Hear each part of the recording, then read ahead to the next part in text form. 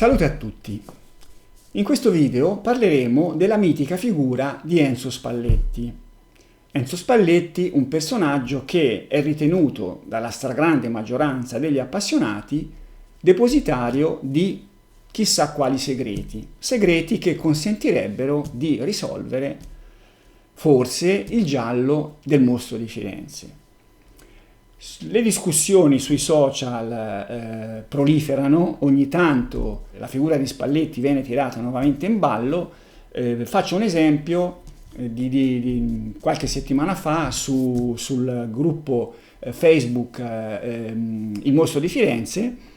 È stato aperto un post con queste parole: Enzo Spalletti sapeva chi era il mostro.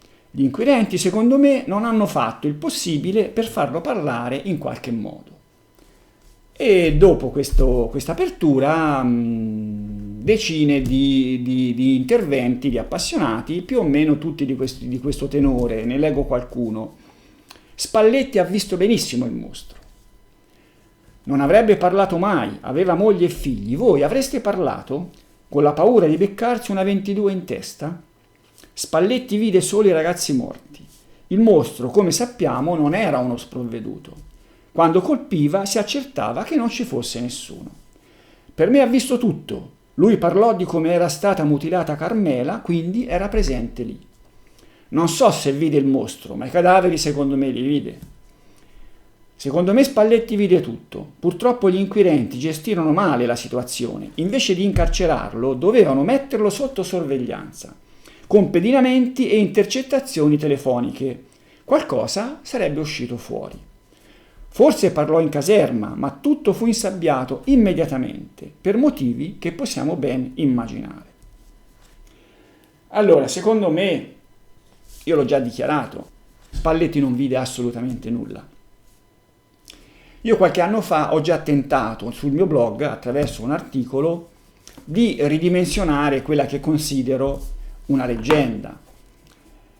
All'epoca però documenti verbali non ce n'erano su questa vicenda, sulla vicenda di Spalletti, e io mi avvalsi soltanto di articoli di giornale. Da poco tempo sono emersi alcuni documenti interessanti, alcuni verbali di interrogatorio che consentono di vedere qualcosa di più chiaro. Ecco, io cercherò in questo video di ridimensionare questa leggenda, ma non potrò farlo presentando delle prove, no? Delle prove che a distanza di così tanto tempo non sono possibili.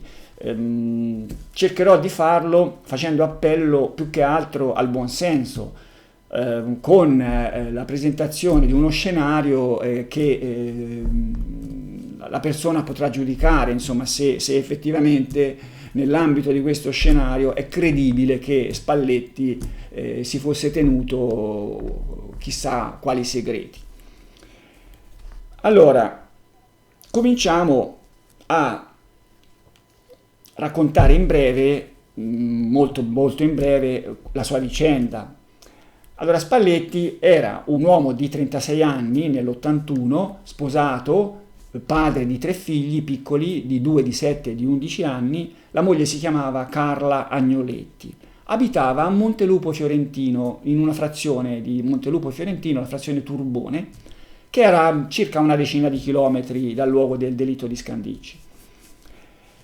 Era una persona normale, insomma, lavorava come autista di ambulanze, pare che fosse anche cattolico osservante, però aveva il vizio di andare a spiare le coppie, era insomma un guardone.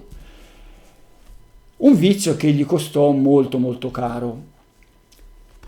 5 giorni dopo il delitto, l'11 sera, il brigadiere Pietro Bittau della questura di Firenze ricevette una telefonata da un anonimo cittadino di Scandicci che gli disse che la macchina di Spalletti, descritta con tanto di modello e numero di targa, aveva visto la macchina di Spalletti nella zona del delitto, vicino alla zona del delitto, in orario sospetto, la sera insomma del sabato, di sabato 6. Il giorno dopo i carabinieri andarono a prendere Spalletti sul luogo di lavoro, lo portarono a casa sua dove fecero una perquisizione trovando una scacciacani. Sul luogo di lavoro avevano trovato un bisturi, non so se era un bisturi di Spalletti, ma insomma un bisturi c'erano le ambulanze, forse non era così strano che ci fosse. Poi portarono Spalletti in questura a Firenze, mentre 2 carabinieri rimanevano a casa a interrogare la moglie. Spalletti fu interrogato in questura dal PM titolare dell'inchiesta Adolfo Izzo, dalla sua collega Silvia Della Monica, dal colonnello dei carabinieri Olinto Dell'Amico e dal commissario Sandro Federico, il capo della mobile. Spalletti cominciò a inguaiarsi subito da solo, c'è da dire, no? Perché cercò innanzitutto di nascondere il suo vizio, raccontando che quella sera sarebbe andato a Firenze a prendere una prostituta napoletana, l'avrebbe portata nelle sue zone e poi l'avrebbe riportata indietro. Questa sarebbe stata la sua serata di quel sabato. Assolutamente non credibile, e in effetti poco dopo ammise di essere un guardone, ammise di essere stato in zona quella sera a spiare le coppie. Però continuò a raccontare qualche bugia. Per esempio disse di aver saputo del delitto alla domenica mattina leggendo i giornali. Delitto che poi, questo lo testimoniò la moglie, raccontò alla moglie, sempre appunto la domenica, raccontò alla moglie. Lui disse di averlo saputo dal giornale la domenica mattina, cosa impossibile perché i primi articoli uscirono a lunedì. Raccontò anche di essere rientrato a mezzanotte e mezza, quando la moglie invece aveva detto di essere andata a letto all'1, di essersi addormentata senza accorgersi del ritorno del marito. Spalletti chiamò anche in aiuto un amico guardone come lui, con il quale disse di aver trascorso parte della serata. Questo amico si chiamava Fosco Fabbri. Fosco Fabbri fu interrogato, ammise di aver incontrato Spalletti in quella serata, lì alla Taverna del Diavolo, la famosa Taverna del Diavolo, luogo di incontro dei guardoni della zona, e però disse di averlo lasciato alle 11:30, mentre Spalletti affermava che si era separato da Fosco Fabbri attorno a mezzanotte e 20, mezzanotte e mezza. Alla fine, insomma, Spalletti si ritenne che Spalletti nascondesse qualcosa e venne arrestato. Venne arrestato con l'accusa di reticenza, che poi adesso i documenti sul suo arresto non sono disponibili, ma insomma poi questa reticenza probabilmente divenne favoreggiamento e poi dopo, andando avanti, fu addirittura accusato di essere lui l'assassino. Spalletti non parlava, non raccontava niente di più di quello che aveva detto, rimase in carcere tutta l'estate, fino a che, arrivati al 22 ottobre, il mostro lo scagionò, se non altro dall'accusa di essere lui l'assassino, uccidendo i ragazzi di Calenzano. Spalletti fu liberato, ma, contrariamente a quanto avevo detto in un video precedente, non caddero subito le accuse contro di lui, l'accusa di favoreggiamento, l'accusa di reticenza. Rimasero in ballo. Sarebbero cadute soltanto nell'89, con il proscioglimento da parte di Rotella. In tutti quegli anni Spalletti subì un calvario ogni volta che il mostro uccideva. Ecco, per illustrare questo calvario vi leggo una intervista che Spalletti rilasciò al Corriere della Sera all'indomani del delitto degli Scopeti, il 12 settembre 1985. L'altra sera sono tornati i carabinieri. Sono arrivati con un blindato e ne sono scesi in una decina con tute da combattimento. Volevano una maglietta o un calzino. Chiedo perché? Dicono: dobbiamo farli annusare ai cani. Capito? Sono passati 4 anni, mi hanno scarcerato dopo 4 mesi di inferno, lo sanno che il mostro non sono io, ma ogni volta che c'è un delitto tornano qui. Un marchio così pesa su tutti. Mia moglie e i bambini non ne possono più, hanno paura, sono intimiditi. Mentre io sono al lavoro, ogni tanto arriva a casa qualcuno in divisa e li intimidisce. Dov'è il babbo? Che ha detto ieri sera il babbo? Ai bambini non gli puoi nascondere niente. Ho detto loro come sono finito nei pasticci. Ho spiegato loro che io non c'entro con tutto quel sangue. Che se babbo è in libertà è perché lo sanno anche loro, quelli che poi vengono a chiedermi la maglietta da far annusare al cane. Prima hanno fatto di tutto per incastrarmi, poi non hanno avuto il coraggio di ammettere fino in fondo di essersi sbagliati. Questo articolo, tra l'altro, fu lo spunto per un'interrogazione parlamentare che venne portata avanti dall'onorevole Rizzi, appunto, che si chiedeva se i diritti costituzionali di Spalletti non fossero stati violati. Ma adesso va bene, insomma, Spalletti subì le conseguenze di questa situazione, ma vediamo un po' di capire qual era il contesto nel quale questa situazione era nata. Cominciamo a guardare chi c'era dall'altra parte durante gli interrogatori di Spalletti. C'era Adolfo Izzo. Adolfo Izzo era il PM titolare dell'inchiesta al suo primo incarico. Si può immaginare diciamo, la brutta situazione in cui si era trovato, visto anche il delitto così feroce e così anomalo, no? E Izzo era giovane e si dimostrò subito assai maldestro. La prima azione maldestra fu nei riguardi della stampa.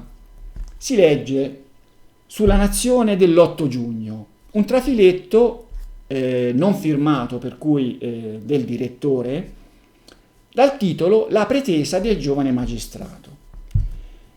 Ieri mattina alcuni nostri colleghi impegnati nel servizio dell'atroce delitto del Vingone hanno dovuto faticare non poco per raccogliere scarse notizie che servissero a dare all'opinione pubblica un'informazione quantomeno corretta.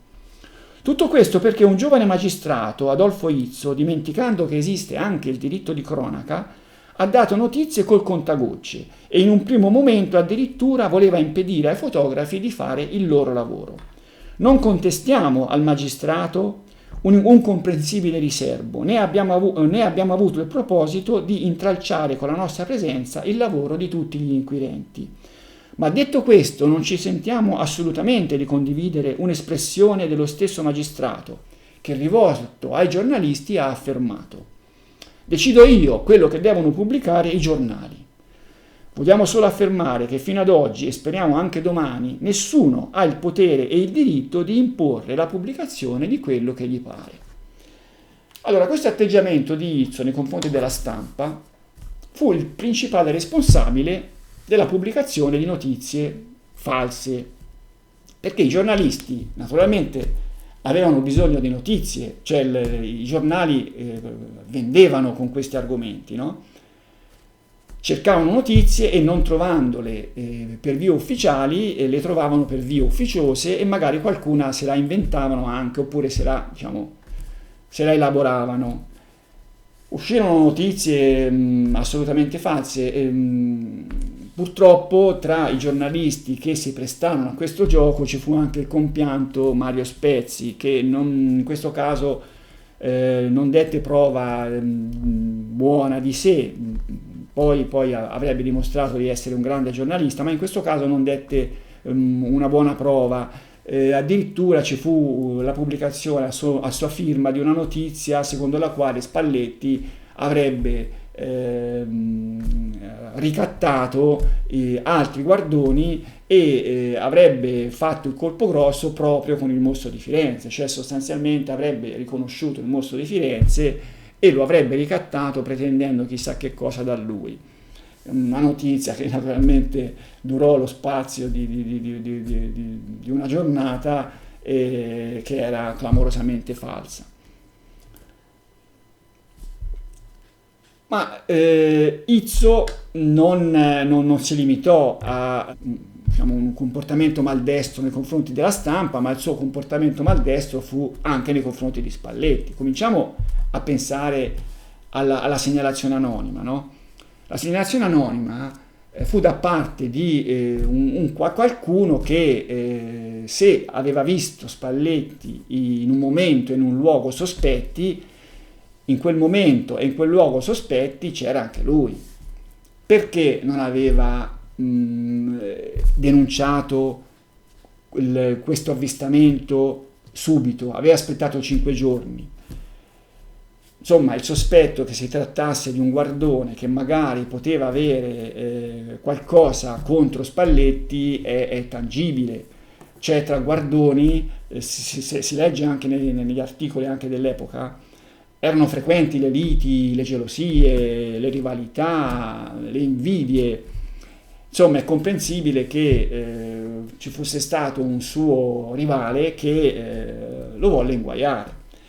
Ecco, ora, se dopo questa segnalazione anonima fosse stato fatto qualche controllo, magari prima di andare la mattina dopo con un mezzo esercito a prendere Spalletti, a perquisire la sua casa, ecco, io penso che sarebbe stato meglio. Poi, durante gli interrogatori, probabilmente Izzo deve essere stato poco accorto nel porre le domande, nel trattare il personaggio che aveva davanti, che in fin dei conti era un personaggio, una persona che non aveva mai avuto a che fare con la giustizia, insomma, si può immaginare lo stato d'animo in cui si trovava, no? Poi c'aveva anche questo scheletro nell'armadio, insomma era emersa questa sua attività di guardone che magari tutti conoscevano, però lui forse si illudeva di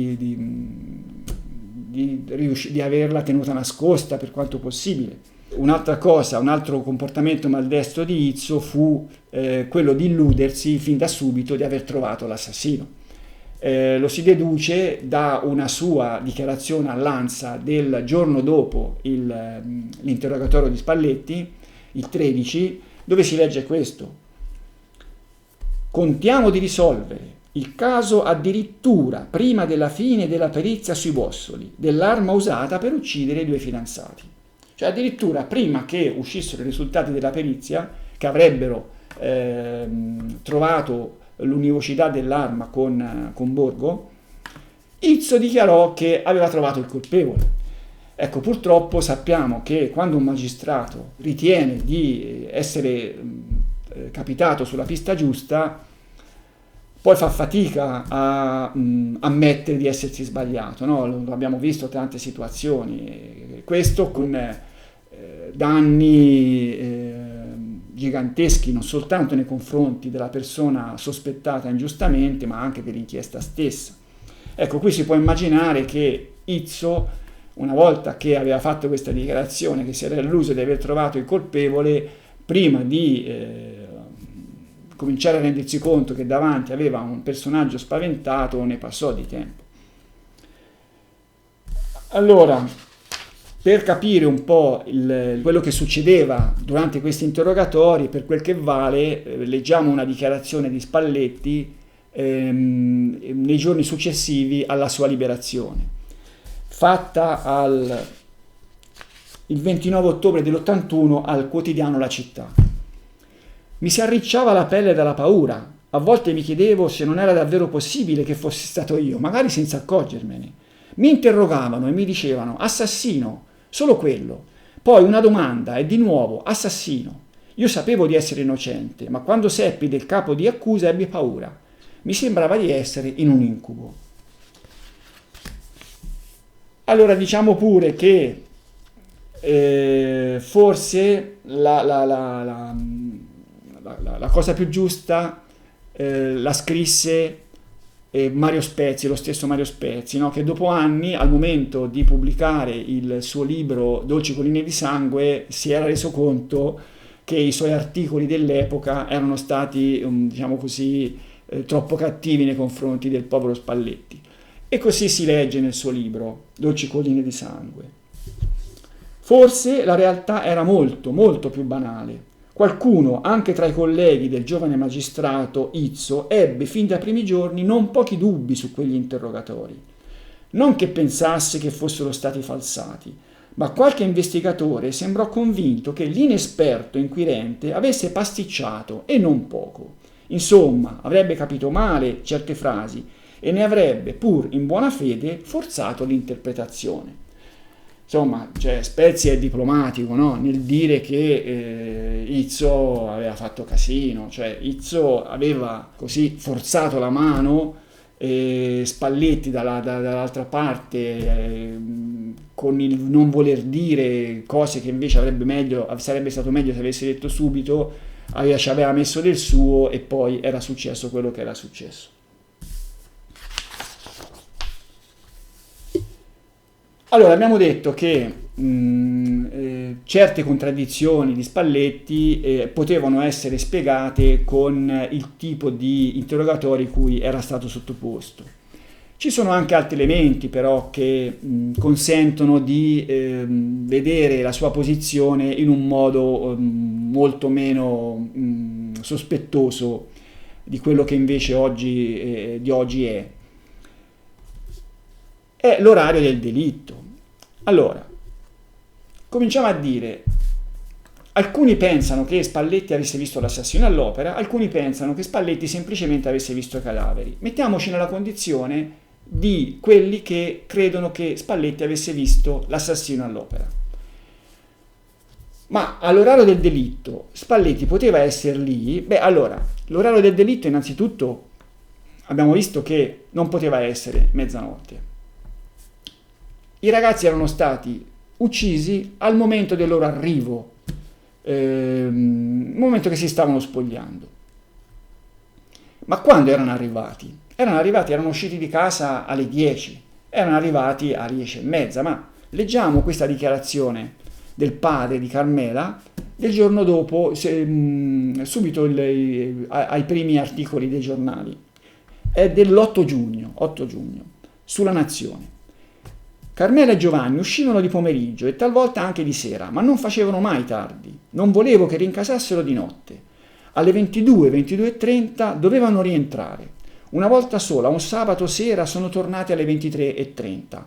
Anche sabato mi ero raccomandato. Era la terza volta che Giovanni veniva a cena da noi. Verso le 22 sono usciti dicendo che sarebbero andati a prendere un gelato. Allora, per cui, insomma, si può immaginare che alle 10:30 i ragazzi fossero già stati uccisi. Adesso vediamo quelle che furono le dichiarazioni di Spalletti di come aveva trascorso la serata dopo varie bugie, varie versioni. Il giorno in cui Spalletti venne arrestato, il 15.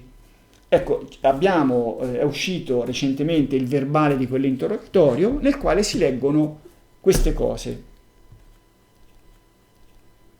Adesso che mi ricordo, io ero sulla via delle Croci anche alle ore 22.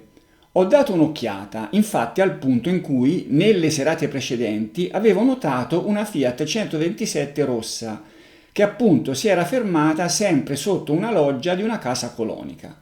Sotto questa loggia si notava anche un carro agricolo. Quella sera di sabato la macchina non c'era. Io allora sono tornato indietro, ero a piedi, per riprendere l'auto che avevo lasciato poco distante, più giù, in direzione di via dell'Arrigo, sempre in via delle Croci. Ricordo anche che subito dopo sono andato più avanti verso Cerbaia, anzi verso via dell'Arrigo, e sono arrivato al boschetto dove si notava una Renault 5 colore grigio, dove non c'era nessuno a bordo.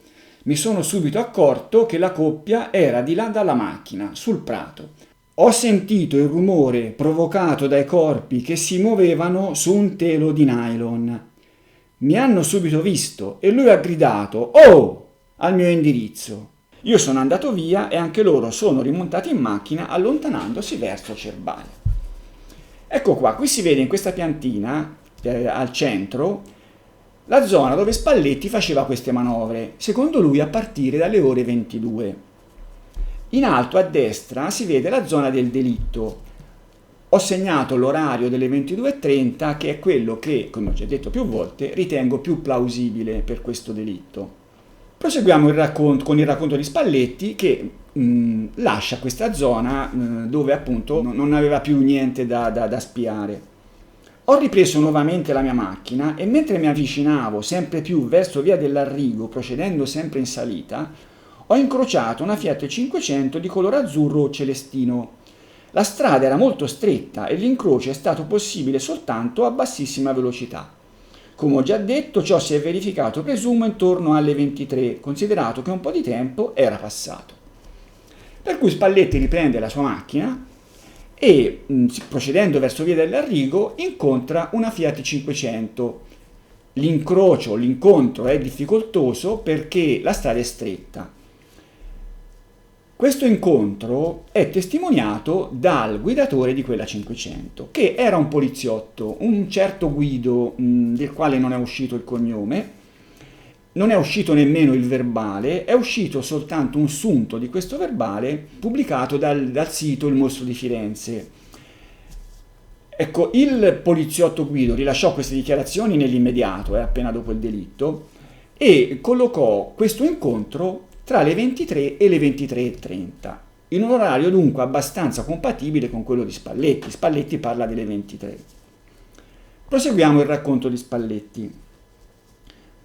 Quando sono arrivato all'incrocio con via degli Arrighi, io ho svoltato a sinistra per venire verso la Taverna del Diavolo.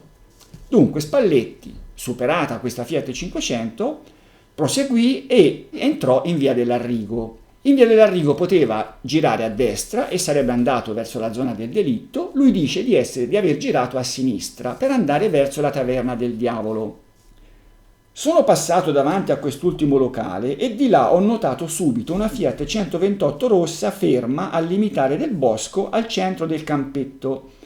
Nello stesso luogo, come ho già detto, c'era anche un'autovettura ritmo grigia e una Ford Capri blu, quest'ultima sulla strada, sulla destra.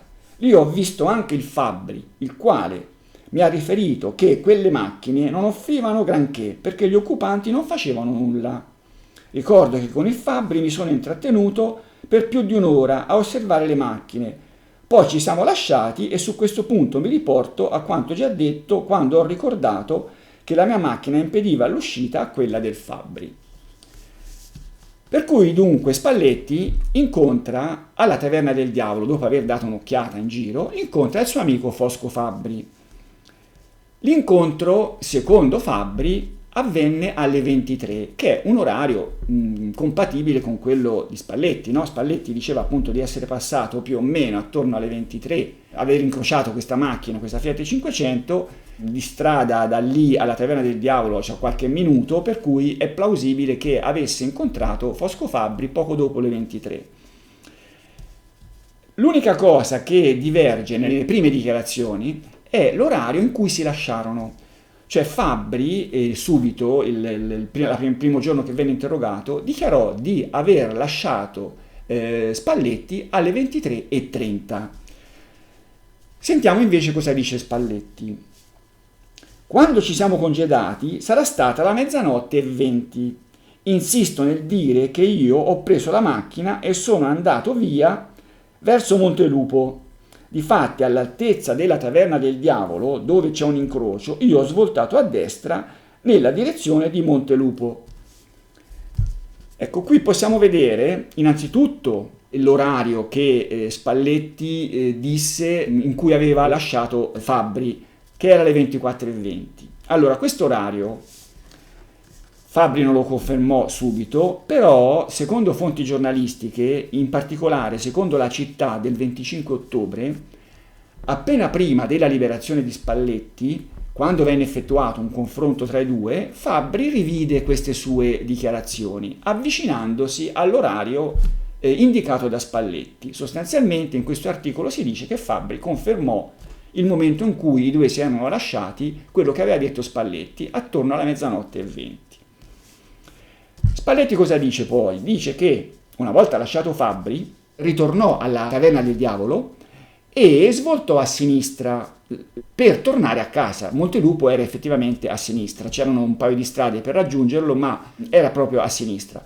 Ecco, lui dice appunto di essere ritornato verso casa attorno alle 24:20, essere partito attorno alle 24:20. Ci sono un po' di chilometri per arrivare di lì a casa sua, non so, magari avrà fatto una cosa con calma, e sarà arrivato dopo l'una, quando la moglie già dormiva. Allora, se tiriamo un po' di conclusioni su questo racconto, ecco, possiamo dire innanzitutto che ben difficilmente Spalletti avrebbe potuto trovarsi alle 10:30 nella zona del delitto, dove avrebbe visto l'assassino all'opera. Diciamo che lo escludono queste due testimonianze incrociate di Guido e di Fabbri, che attorno alle 11 lo collocavano nella zona, in tutt'altra zona, insomma, nella zona della Taverna del Diavolo o di Via delle Croci. Potrebbe essere che Spalletti, prima di andare a casa, avesse deciso di fare un giro in quella zona là, dopo 00:20, no? Quando aveva lasciato Fabbri. È una situazione possibile, ma è abbastanza improbabile, insomma, cioè considerato che la sua serata l'aveva fatta, cioè aveva tentato di spiare questo e quello, aveva, diciamo, concluso poco, probabilmente si era accontentato di come erano andate le cose, no? Magari in una serata successiva le cose sarebbero andate meglio. Per cui, insomma, secondo me è abbastanza improbabile che potesse essere andato sul luogo del delitto e aver visto i corpi. Adesso veniamo a un altro argomento, che è quello del fatto di aver visto i corpi. Cioè, secondo molti, Spalletti avrebbe parlato del delitto prima della sua scoperta. Allora, a dirlo non sono soltanto gli appassionati di oggi, ma sono due personaggi che hanno rivestito un ruolo molto importante nella vicenda.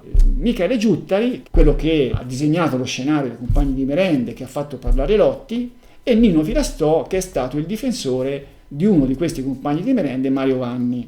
Si legge nei loro libri. Cominciamo da Filastò, in Storia delle merende infami del 2005. Mattino della domenica 7 giugno, il giorno dopo il delitto. Spalletti s'alza alle 7. Dice alla moglie di aver visto 2 morti ammazzati.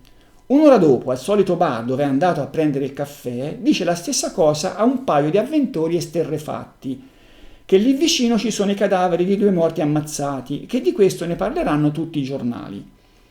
Sono le 9 circa, quando il brigadiere Vittorio Scifone, scrive Scifone ma è Sifone, che sta facendo una passeggiata, scopre i cadaveri di Carmela Di Nuccio e di Gianni Foggi e dà l'allarme.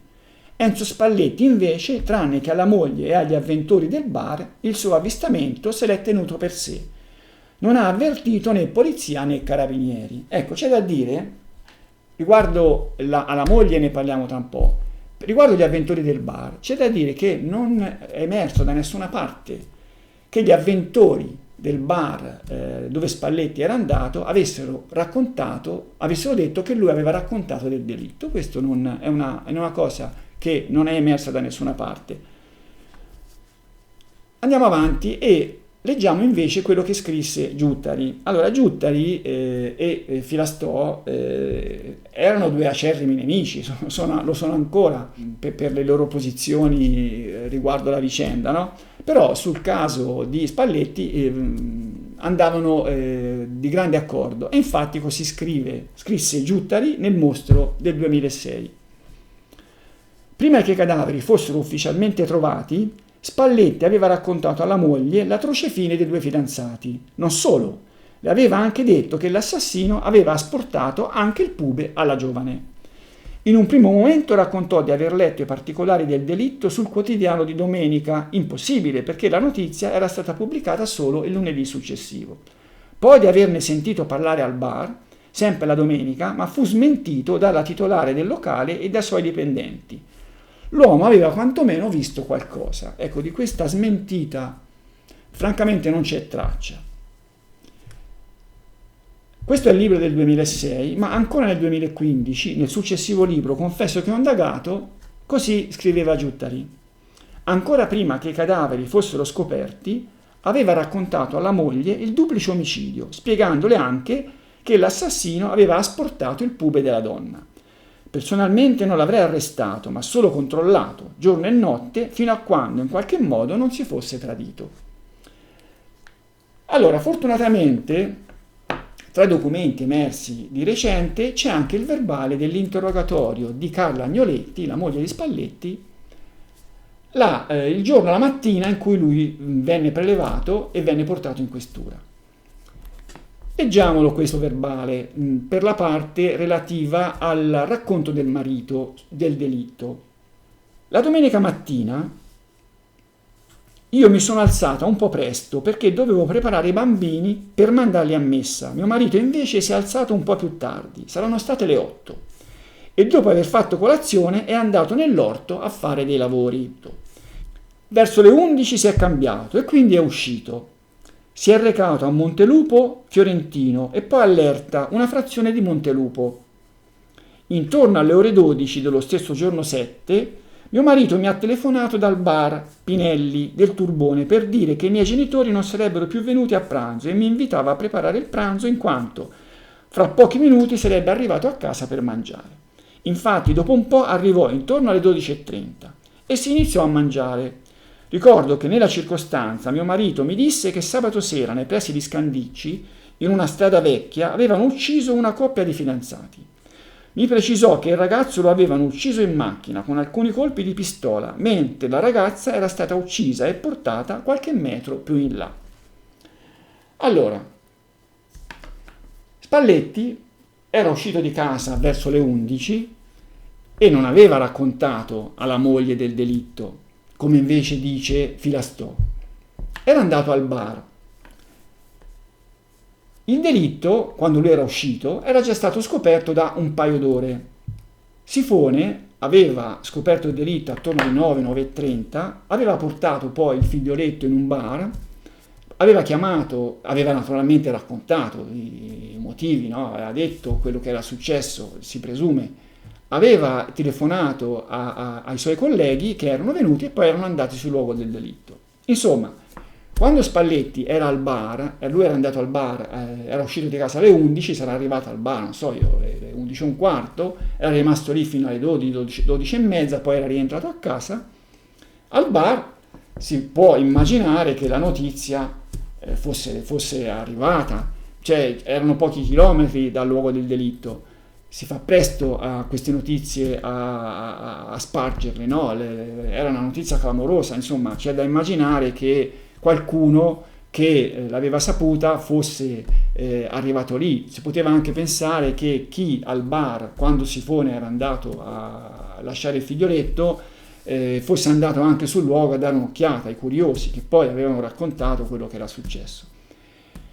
Una cosa, gli inquirenti rimproverarono a Spalletti che la moglie aveva detto che appunto che il marito le aveva raccontato del trascinamento della ragazza, che era stata trascinata lontano dalla macchina, mentre sui giornali del lunedì questo fatto era stato raccontato in un altro modo, cioè era stato scritto che la ragazza era fuggita e poi l'assassino l'aveva uccisa.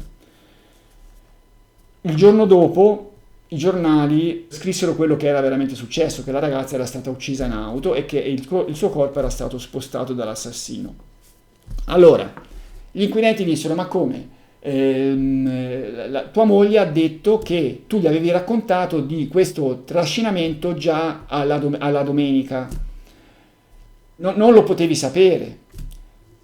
E allora cominciamo col dire che Spalletti, lo disse anche la moglie, continuò a parlare di questo argomento con la moglie nei giorni seguenti, no? Spalletti rimase molto colpito da questo fatto, insomma era successo nella sua zona. Lui raccontò anche che i luoghi erano diventati deserti, lui tutte le mattine si leggeva il giornale con le notizie nuove, per cui avrà parlato alla moglie, avrà raccontato alla moglie quello che sui giornali veniva scritto, anche il fatto che la ragazza era stata trascinata, il corpo della ragazza. Ora che la moglie nell'interrogatorio sia riuscita a distinguere quello che gli aveva detto quella mattina lì da quello che gli aveva detto nei giorni successivi, non è così automatico pretenderlo, immaginarlo. Un'altra cosa importante sicuramente, e questo fu smentito anche dagli stessi inquirenti, comparve sui giornali la notizia, sicuramente Spalletti non aveva parlato alla moglie della mutilazione di Carmela, contrariamente a quello che invece scrive Giuttari. Giuttari dice appunto che le aveva asportato il pube, aveva detto che le aveva asportato il pube. Non è vero, assolutamente. Giuttari lo dovrebbe sapere, visto che insomma, se non aveva accesso agli atti lui, chi ce lo doveva avere. Facciamo diciamo, le considerazioni finali su questa vicenda, no? Che ripeto, io non ho portato delle prove che potessero dimostrare che Spalletti non aveva visto niente, ma è soltanto il buon senso di chi ascolta che deve deciderlo. Ecco, diciamo un buon senso che dovrebbe confrontarsi anche con delle considerazioni molto, molto banali, molto semplici. Ma Spalletti era una persona incensurata, era un padre di famiglia con 3 bambini piccoli, una moglie, un lavoro. Se lui avesse visto i corpi, si sarebbe fatto 4 mesi e mezzo di carcere per non dirlo? Cioè, una volta che lui aveva calato le braghe, diciamo così, cioè aveva ammesso di essere un guardone e il suo segreto, il segreto di Pulcinella comunque, diciamo, il suo segreto era stato scoperto e gli avevano messo di fronte a un mandato di cattura che lo mandavano in carcere, è stato in carcere addirittura poi accusato di essere l'assassino, e c'è stato 4 mesi e mezzo, ma possibile che Spalletti non avesse detto no, vi racconto la verità, ho visto i cadaveri? È assurdo, no? Che non avesse voluto dire. Poteva aver visto l'assassino all'opera? Qui c'è un altro discorso, c'è il discorso che fa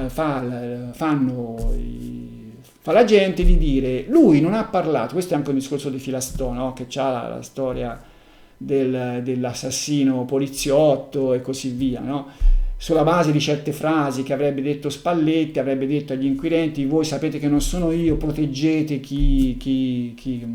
proteggete il vero assassino. Ma Spalletti in quella situazione che abbiamo detto prima, in quei colloqui, in quegli interrogatori, avrà detto di tutto.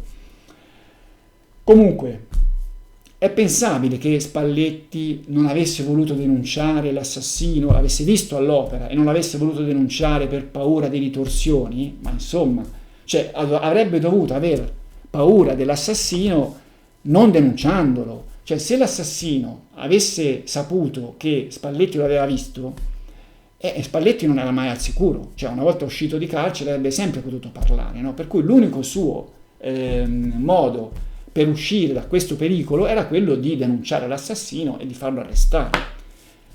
Sì, l'assassino poteva essere un poliziotto che i poliziotti avrebbero protetto e che dunque poi se la sarebbe presa con Spalletti se lo avesse denunciato. Sì, sono scenari possibili, è possibile anche lo scenario della setta che era la Rosa Rossa della Carlizzi, insomma. Però sono scenari che di fronte al buon senso dovrebbero disciogliersi come neve al sole, no? Come si dice.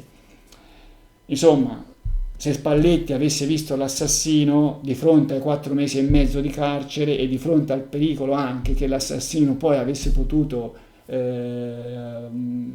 prendersela con la sua famiglia e con lui, lo avrebbe denunciato. Io chiuderei qui, non so se ho convinto qualcuno, ci ho provato e vediamo.